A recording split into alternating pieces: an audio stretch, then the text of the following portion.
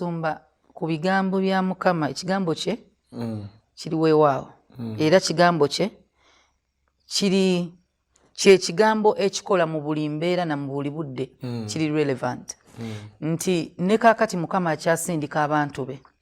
naye nze ndabyeko abasumba be tunaagamba nti bakabona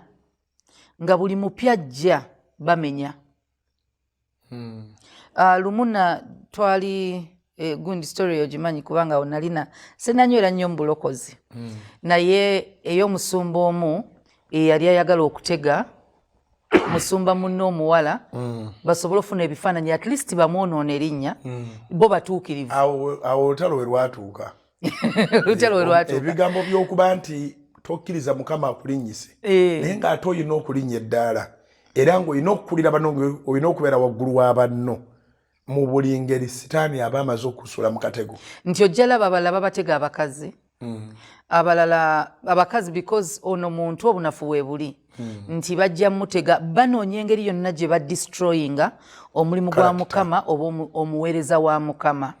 nkirabye nnyo nti ojja kusanga nga abamenya nga Bayibuli bwegambye in fact agambye nti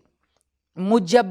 ogambye mu Luganda muli batta muli bakomerera then endala ey'Oluganda egamba otya scourge mu Luganda kuba miggo emiggo mu sinagogu zaabwe mu kanisa zaabwe muli bayegganya mu byalo byonna